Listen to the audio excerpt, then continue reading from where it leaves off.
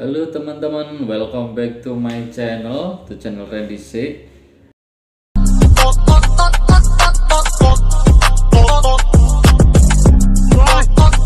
Ya, kali ini saya mau cerita lagi sebenarnya yang mungkin kita bisa dapat masukan atau hikmah yang bisa diambil dari cerita saya kali ini.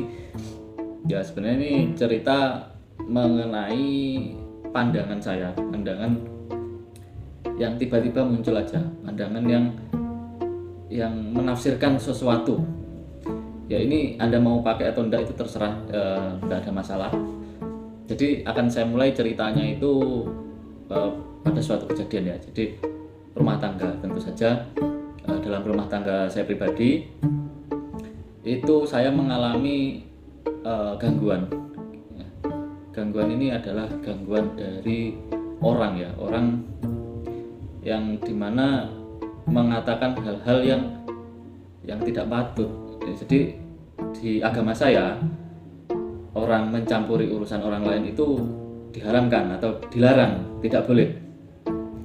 Dan saya rasa agama orang tersebut, si pelaku itu juga sama dengan saya. Nah, jadi gini, ketika itu orang itu dia mencampuri urusan dengan cara menjelek-jelekkan saya dengan bla bla bla bla, seperti itulah namanya, menjelekkannya seperti apa ya. Padahal kalau dipikir-pikir dari dulu saya dengan dia itu tidak punya konflik, dan dia itu menjelekkan juga di belakang saya. Ya, ketika dijelekkan seperti itu, ya sebagai manusia kan saya ada sedikit emosi dan nggak terima, maksudnya sedikit ya. Soalnya kenapa nggak terimanya juga itu, pertama itu yang diomongkan itu saya merasa kelasnya sudah masuk fitnah. Jadi bukan ngomongin bab ilmu, bab yang bisa dipertanggungjawabkan. Jadi bab itu adalah sesuatu yang mengada-ngada hanya untuk memenuhi hasrat atau nafsu dia untuk menjelekkan orang lain, yang dimana itu sebenarnya bukan tupoksi dia, itu bukan kewajiban dia, malah itu larangan dari agama untuk menjelekkan orang lain, dan itu urusan rumah tangga atau pribadi orang lain. Nah, di mana yang saya lihat ya, itu mungkin untuk emosi saya ya sedikit aja sih, sedikit juga. Saya berpikir saya enggak ada urusan sama dia juga, soalnya dia juga bukan orang yang pernah saya minta tolong ke dia, saya juga nggak pernah. Terus dia juga enggak ngasih makan dan ngasih pekerjaan kepada saya, jadi saya nggak peduli juga.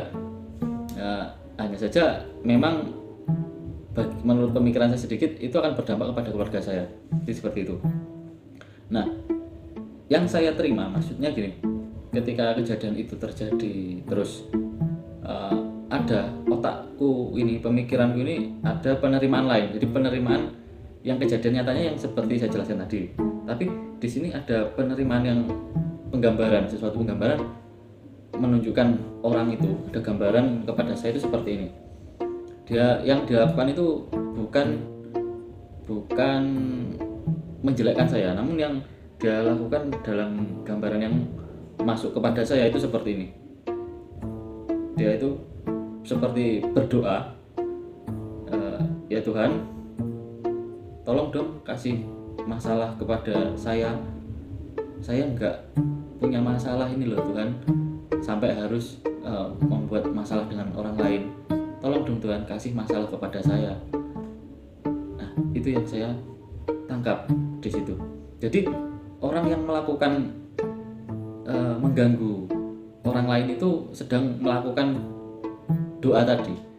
Ya, jadi gini, ya benar omongannya orang dulu itu, bahasanya ucapan adalah doa, dan yang saya terima adalah ketika dia berucap buruk mengenai saya, entah itu saya lakukan atau tidak, dia itu sedang berdoa. Bahasanya dia itu kan lagi gabut, tidak ada masalah, dan ingin dapat masalah gitu. Padahal kalau saya lihat secara kasat mata ya, orang itu juga rumah tangganya rusak, sudah dia itu rumah tangganya hancur, nggak ada ilmu mengenai apa yang dilakukan dia itu nggak ada ilmunya sama sekali dan hanya memprovokasi. Nah di sini saya merasa ya elah orang ini gali kuburannya sendiri ya. Jadi seperti itu teman-teman. Saya juga sebenarnya yang merasa disakiti ingin membalas juga kok males juga gitu loh. Dia itu sudah melakukan kegiatan yang fatal sehingga kayak untuk saya balas pun nggak penting juga sih, nggak perlu saya. Jadi semoga Tuhan menguatkan saya, Allah menguatkan saya untuk bersabar dan kalau ridho ya Allah juga memberi dia itu hidayah. Saya tidak menceritakan ini kejadian ini saya tidak menceritakan ini mengenai 1-2 orang dan ini sebenarnya banyak sekali di lingkungan kita. Semoga hal-hal seperti ini, hal tidak penting dan hal-hal yang dilarang oleh Tuhan seperti ini tidak dilakukan lagi. Jika memang Anda kurang masalah dalam hidup, Anda harusnya bersyukur, tidak perlu mencari-cari masalah. Sadarlah. Salam dari Randy C.